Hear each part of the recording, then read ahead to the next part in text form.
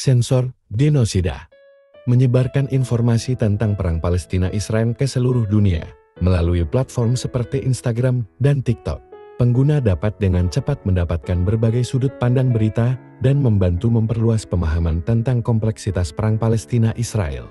Media sosial juga digunakan oleh para aktivis HM dan jurnalis untuk mendokumentasikan bukti genosida Israel yang telah menewaskan sekitar 12.000 warga sipil Palestina.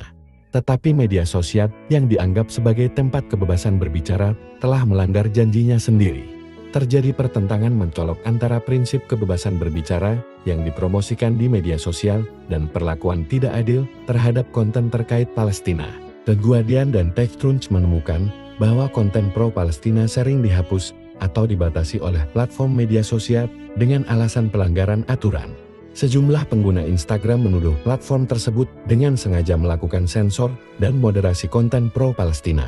Moderasi media sosial adalah proses mengawasi, memfilter, dan mengelola konten yang diunggah pengguna untuk memastikan konten sesuai aturan dan kebijakan platform. Menurut penelusuran Kari Paul dari The Guardian, sejumlah jurnalis dan konten kreator yang cukup populer menjadi korban moderasi ini. Asmat Haq, reporter New York Times pemenang Pulitzer, mengalami pembatasan pada akun Instagramnya setelah mengunggah konten tentang perang di Gaza. Wartawan Ahmad Syihab Eldin kehilangan akun Instagramnya yang memiliki lebih dari 100.000 pengikut tanpa keterangan jelas. Di Indonesia, konten tentang sejarah Hamas yang diunggah oleh kreator konten Instagram @indiame dihapus secara sepihak dengan alasan melanggar panduan komunitas.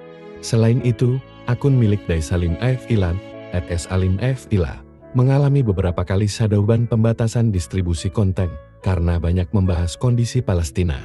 Akibatnya, postingan yang diunggah melalui akun ini tidak dapat dilihat oleh banyak pengguna. Selain shutdown, akun ini juga telah mengalami penghapusan konten sepihak sebanyak 3 kali. Sementara itu, dalam pernyataan resminya, Meta Platforms mengakui telah menghapus 795.000 konten tentang Palestina dalam 3 hari pertama perang di Gaza. Namun, Meta menekankan bahwa moderasi konten dilakukan bukan semata-mata karena situasi yang sedang berlangsung di Palestina. Mereka telah menganalisis akun-akun di platformnya sejak tahun 2021, membersihkan konten yang dianggap terafiliasi dengan Hamas, dan menghapus profil Palestina yang dibuat kembali setelah tahun 2021. Terdapat lebih dari 4.800 tindakan moderasi yang dilakukan oleh platform media sosial, Sada Sosial NGO yang rajin melacak narasi anti-Palestina di ranah digital.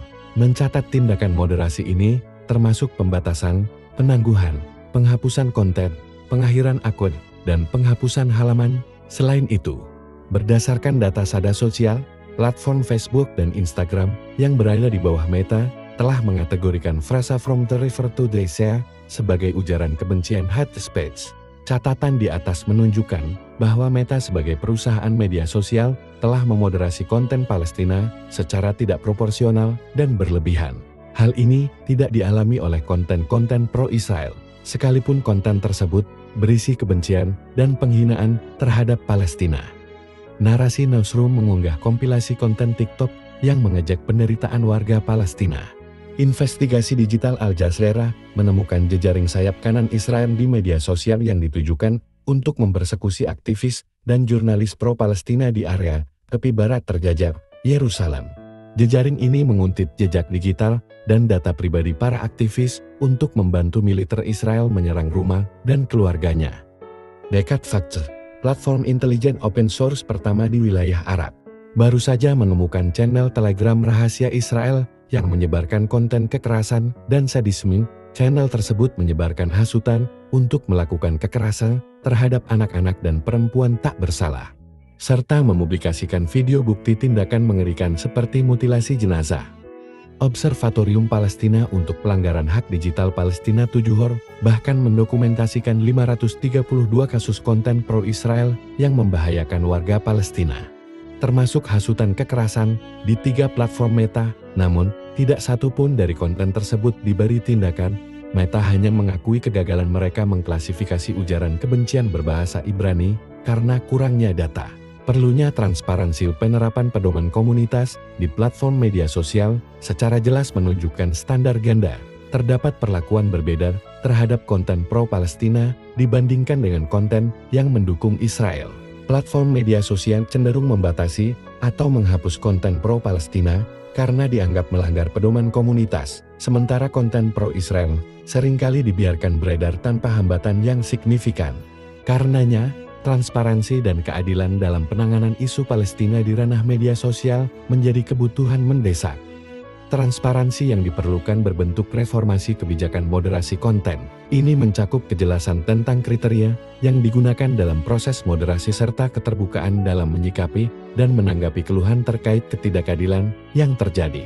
Perlakuan yang adil perlu ditekankan tidak hanya dalam memberikan ruang setara bagi berbagai sudut pandang dalam diskusi, namun juga tindakan yang merata terhadap segala bentuk pelanggaran.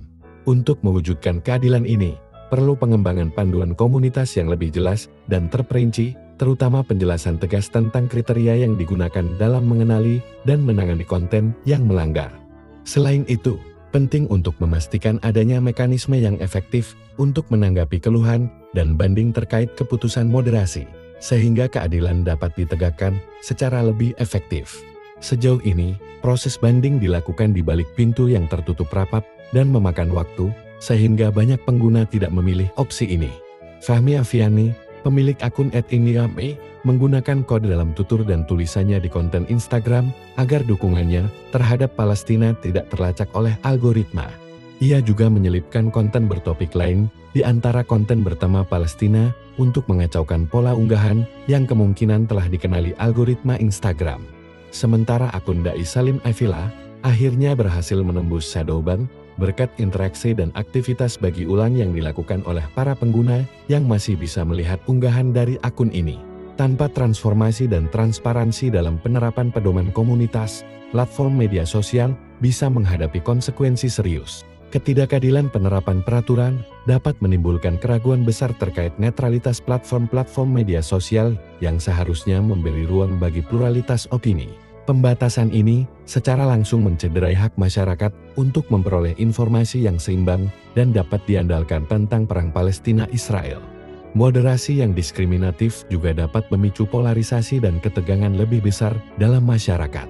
Pada akhirnya, hal ini akan menghalangi dialog konstruktif untuk meredakan konflik dan memperumit upaya mencapai perdamaian yang berkelanjutan. Kolom ini ditulis oleh Pratiwi Utami. Like and share.